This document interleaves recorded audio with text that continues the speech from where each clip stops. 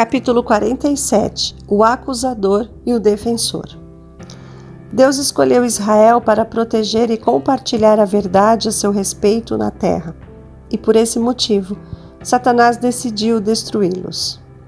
Enquanto foram obedientes a Deus, Satanás não pôde fazer mal algum contra eles. Assim, ele concentrou todo o seu poder e astúcia para levá-los a pecar. Iludidos por suas tentações, eles desobedeceram à lei de Deus e se tornaram presas de seu inimigo. Mesmo assim, Deus não os abandonou. Ele enviou seus profetas com advertências a fim de despertá-los para que reconhecessem sua culpa. Quando se voltaram para ele com arrependimento sincero, ele enviou mensagens de ânimo, prometendo libertá-los da escravidão e levá-los de volta para sua própria terra. Assim que a obra de reconstrução da nação começou e um remanescente voltou para a Judéia, Satanás esforçou-se ao máximo para frustrar o plano divino. Para conseguir isso, procurou instigar as nações pagãs a destruir Israel. Mas o Senhor fortaleceu seu povo durante essa crise com palavras boas e confortadoras. Zacarias capítulo 1, verso 13. Por meio de uma ilustração impressionante, ele mostrou o poder de Cristo, seu mediador, para derrotar Satanás, o acusador do seu povo. O sumo sacerdote Josué, vestido de roupas impuras, Zacarias capítulo 31, verso 3, estava em pé diante do anjo do Senhor.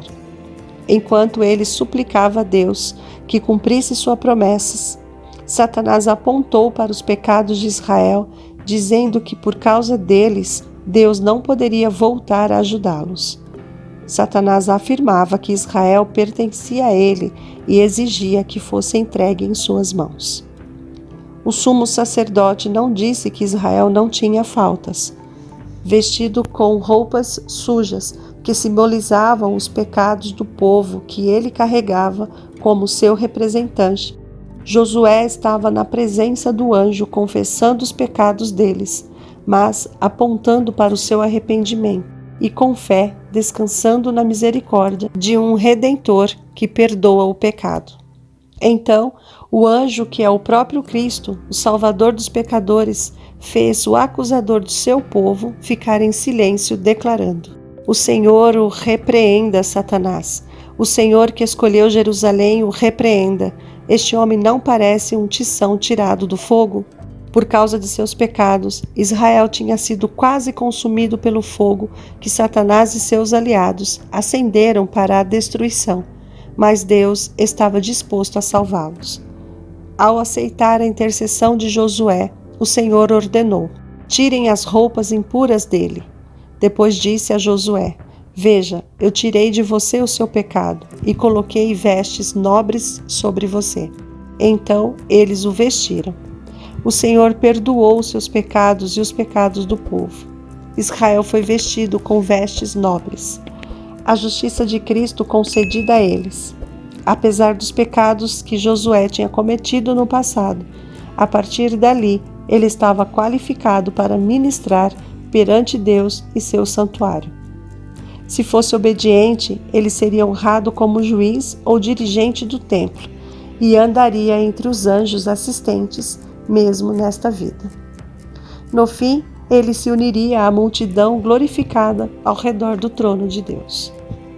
Ouçam bem, sumo sacerdote Josué e seus companheiros, vou trazer o meu servo, o renovo. No renovo, o libertador por vir estará a esperança de Israel. Pela fé no Salvador que haveria de vir, Josué e seu povo foram perdoados e voltaram a receber a ajuda de Deus. Por causa de seus méritos, eles seriam honrados como os escolhidos do céu entre as nações da terra. Ao longo de todos os séculos, Satanás tem sido o acusador dos nossos irmãos, que o acusa diante do nosso Deus, dia e noite. Apocalipse capítulo 12, verso 10. O conflito se repete na vida de cada pecador resgatado do poder do mal. Jamais alguém é recebido na família de Deus sem que o inimigo apresente uma forte oposição. mas aquele que foi a defesa de Israel, sua justiça e redenção, é a esperança da igreja hoje. Como Satanás trabalha. Satanás acusa aqueles que buscam o Senhor, mas não porque se sente insatisfeito por eles terem pecado.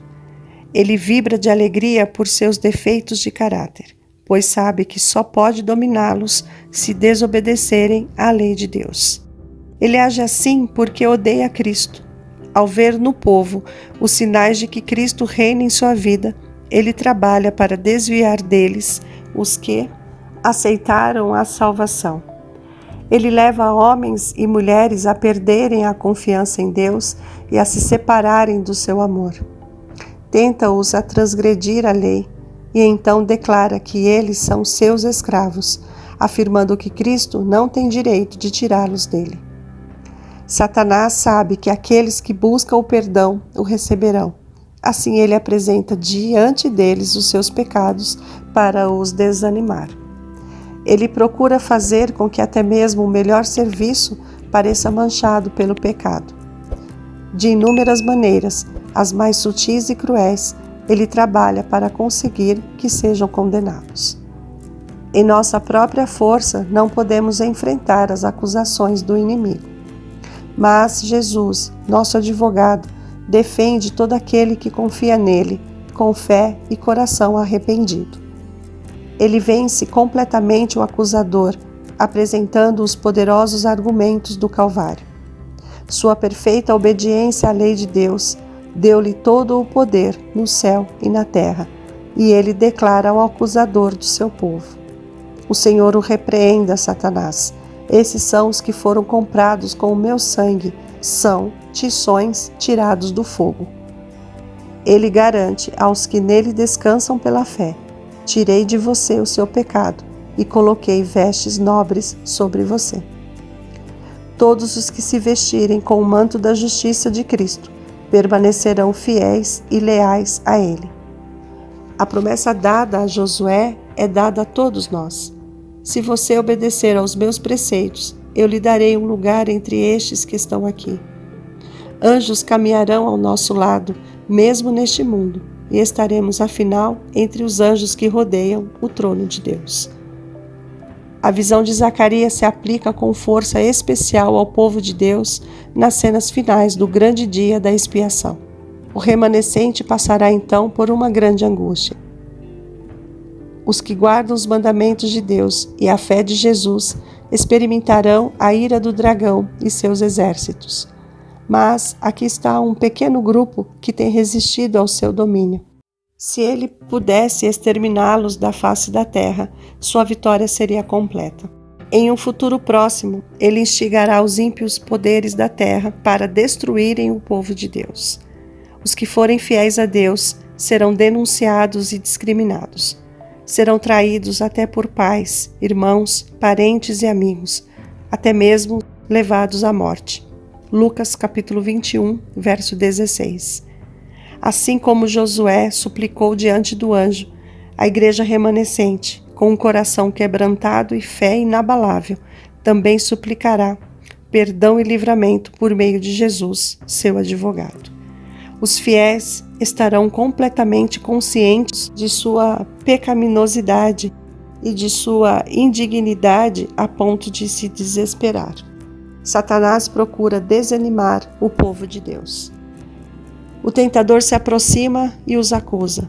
Ele aponta para suas vestes sujas, o seu caráter defeituoso, a sua fraqueza e insensatez, seus pecados de ingratidão, sua falta de semelhança com Cristo que tem desonrado ao seu Redentor. Ele procura aterrorizá-los com o pensamento de que seu caso é sem esperança. Ele espera que eles cedam às suas tentações e abandonem sua lealdade a Deus.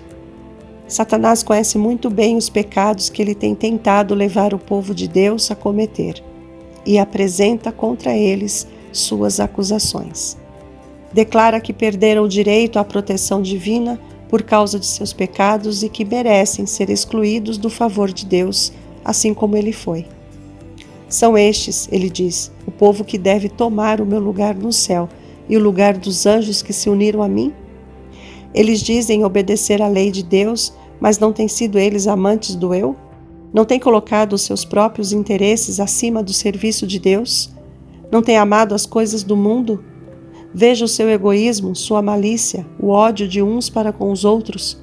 É justo que sejam condenados por Deus.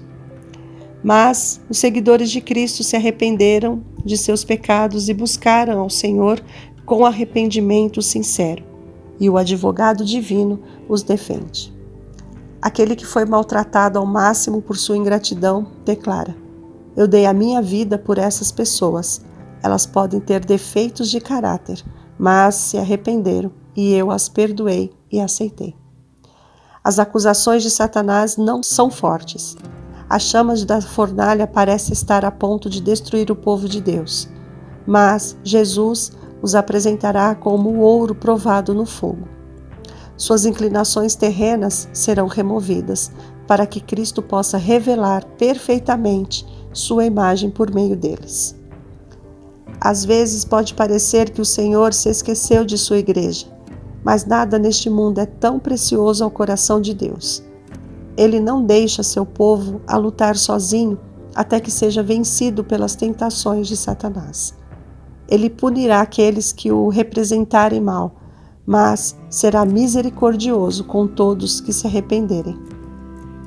No tempo do fim, o povo de Deus suspirará e sentirá angustiado por causa das abominações feitas na terra. Com lágrimas mostrarão aos ímpios o perigo que correm ao desprezar a lei divina e se humilharão diante do Senhor em arrependimento.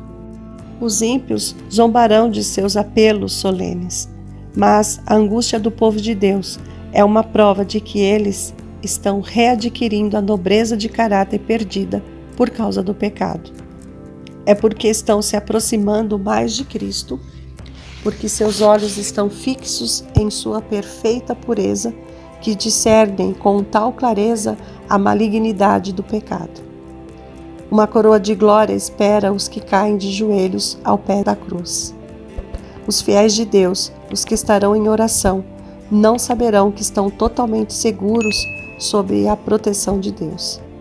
Instigados por Satanás, os governantes deste mundo procurarão destruí-los.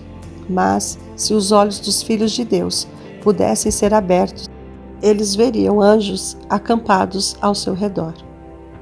Enquanto o povo de Deus está a suplicar pela pureza de coração, Cristo colocará sobre cada um de seus fiéis as vestes sem mancha da sua justiça.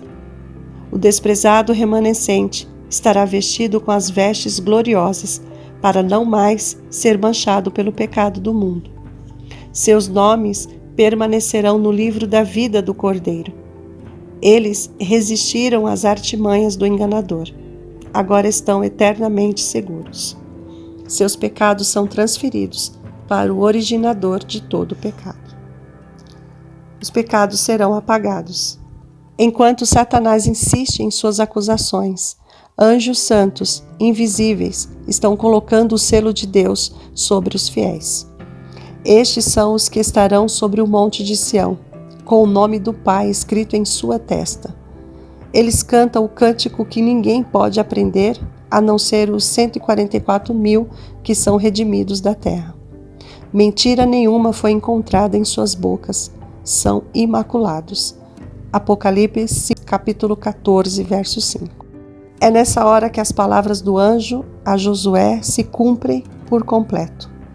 Vou trazer o meu servo, o renovo, Cristo, é revelado como Redentor e Libertador do seu povo.